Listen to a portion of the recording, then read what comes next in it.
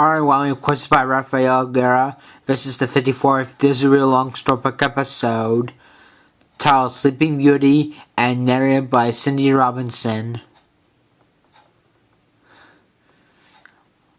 Let's read how a brave prince rescued a princess from an evil curse.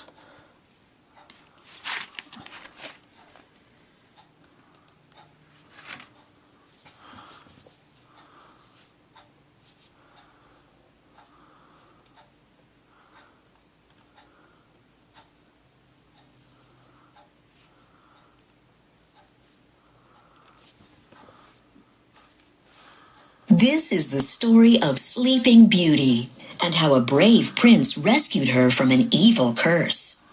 You can read along with me in your book.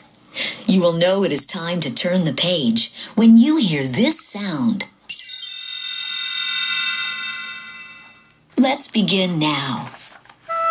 Once upon a time, in a faraway land, a king named Stefan lived with his queen. For many years, they longed for a child. Finally, their wish was granted. A daughter was born, and they named her Aurora. Overjoyed, the king and queen held a grand celebration. They invited guests from far and wide, including their good friend King Hubert and his young son, Prince Philip. The two kings decided that one day, Philip and Aurora would marry, and their kingdoms would be united.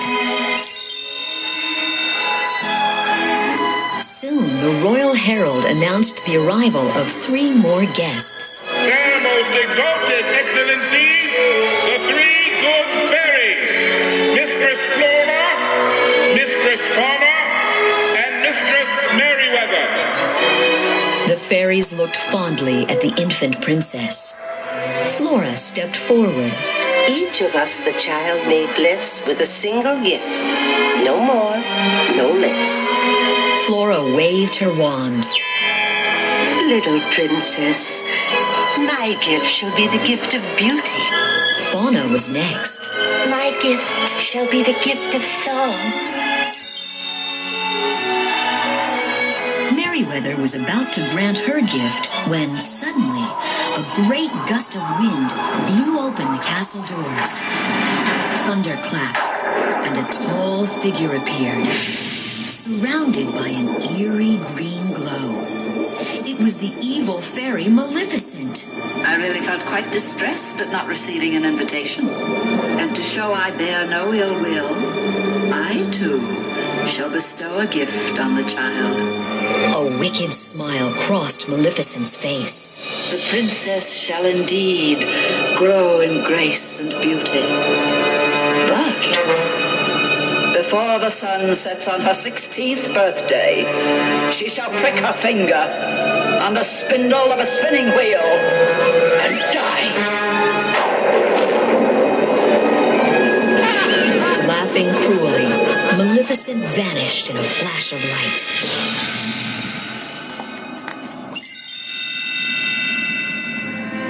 The king and queen were filled with worry.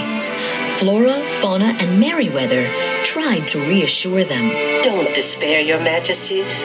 Merryweather still has her gift to give. The fairies knew that Maleficent's power was too great for Merryweather to undo the curse. But she could soften it. Sweet princess, not in death, but just in sleep, the fateful prophecy you'll keep. And from this slumber you shall wake, when true love's kiss the spell shall break. Even though Merryweather had softened the curse, the fairies were certain Maleficent would stop at nothing to fulfill her evil prophecy. How could they keep Aurora safe? There must be some way. Suddenly, Flora had an idea. There is. She told the others her plan. They would disguise themselves as normal peasant women and raise the princess in secret, far away from the castle. With heavy hearts, King Stefan and his queen agreed to the plan. They watched sadly as the three fairies whisked the tiny princess away, promising to return on her 16th birthday.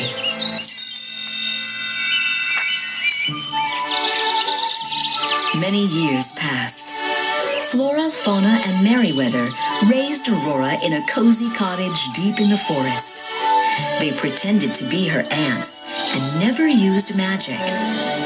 To keep the princess's identity secret, they called her Briar Rose. The young girl grew in grace and beauty, never knowing she was truly a princess. On the morning of her 16th birthday, Briar Rose caught the fairies whispering in the kitchen. And what are you three dears up to? The fairies were startled. Merryweather quickly spoke up. We want you to pick some berries. That's it, berries. They didn't want Briar Rose to find out they had a special birthday celebration planned. As soon as Briar Rose left, the fairies sprang into action. Oh, will she be surprised? A real birthday party. That night, the fairies were going to surprise Briar Rose with a beautiful cake and gown and tell her she was truly a princess. But the fairies were not very good at cooking or sewing without magic. Finally, they decided to use their wands for the preparations. But high in the sky, Maleficent's wicked raven spotted the bright bursts of magic.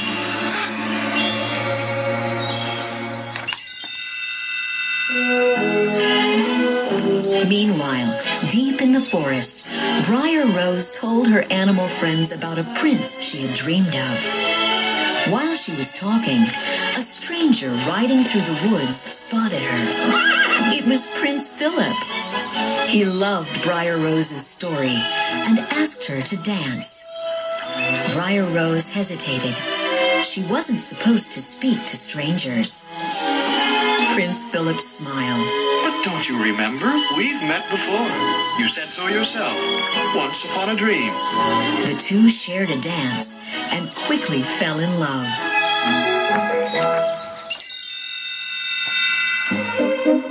Briar Rose hurried home.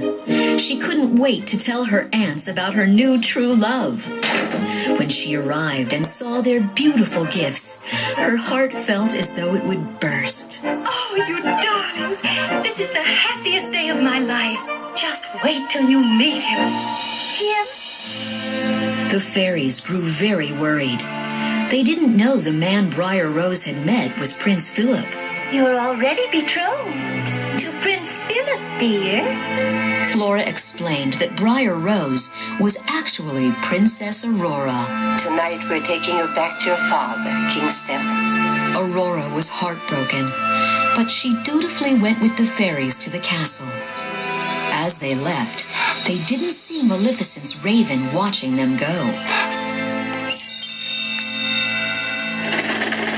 The raven flew straight to Maleficent. The sun had not yet set, and there was still time to fulfill the curse. At the castle, the fairies gave Aurora a few moments alone.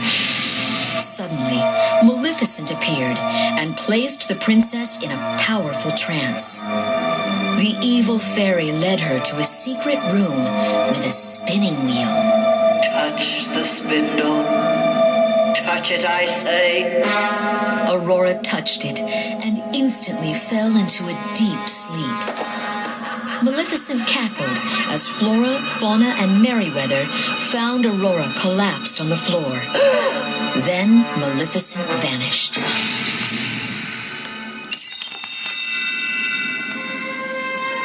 Sadly, the three fairies brought Aurora to a bedroom high in a tower.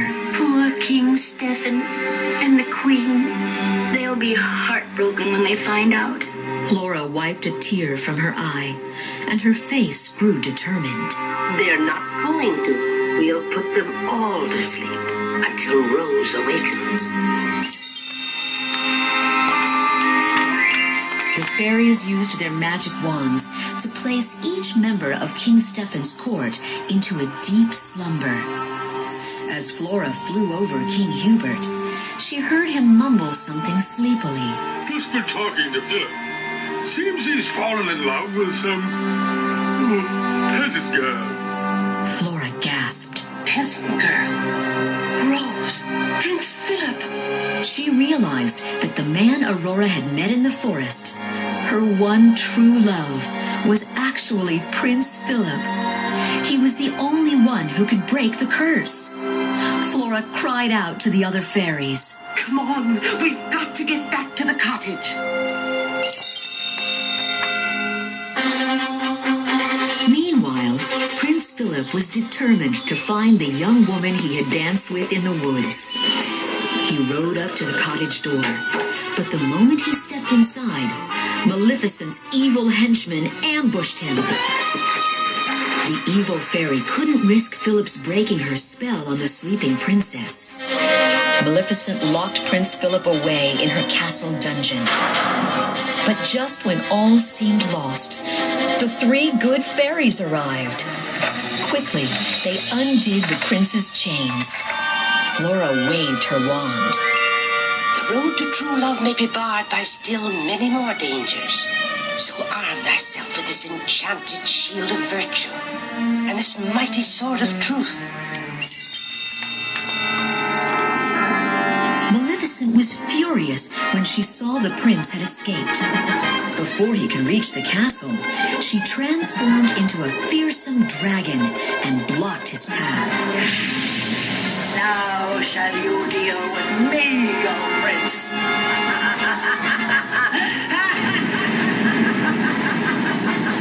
Prince Philip fought bravely, but the dragon cornered him on a high ledge. Flora flew to Philip and waved her wand over his sword. Sword of truth flies swift and sure, that evil die and good endure. With all his strength, Philip hurled the sword at the dragon. Its course was true, and it buried itself deep in her heart. With a scream, Maleficent fell from the ledge, never to be seen again.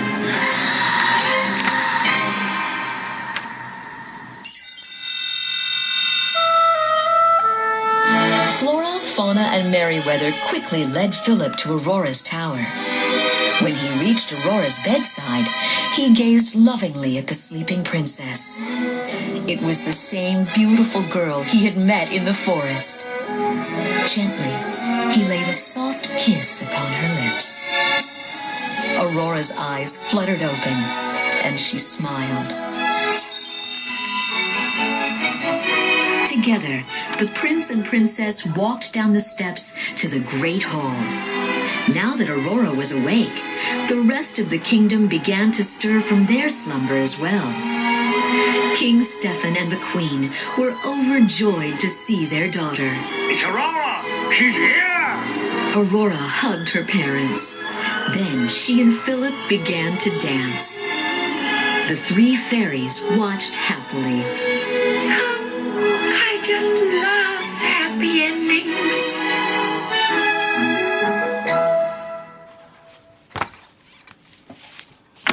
That is it. Please like and subscribe to my channel.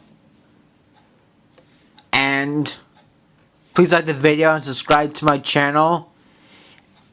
And this is also the first Disney Read Along Storybook episode I've done in 2019. Thanks for watching. Please like and subscribe and stay tuned for more videos coming soon, won't you?